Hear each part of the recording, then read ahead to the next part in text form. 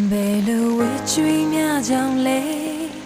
ဖော်မင်းငါတယောက်တည်းတစ်ခါမှသေးလည်းမခွေခဲ့ဘူးပါကွယ်အချင်နာခင်မေစိတ်အားလေးငယ်ညာနဲ့ရှင်ရဲ့ဘာများမနေလဲနာချင်ချိန်မွားခဲ့ချိန်များငိုကြွေးဖို့နေရရင်ဝင်လေးတစ်ခုတော့ဝေးဖို့လိုတယ်ပြန်လဲနှလုံးသားနဲ့အကျွေးဆက်ပါမယ်လွယ်လို့နေစေကိုဖူးစားရဲ့ယုံကြည်တဲ့ချင်းတို့ရဲ့ဖျားရှင်တော်ပါရမီဖြည့်လို့ရှိရင်ပွင့်မို့တော့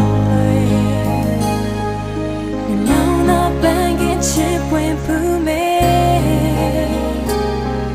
အချိန်လေးရောက်ဖို့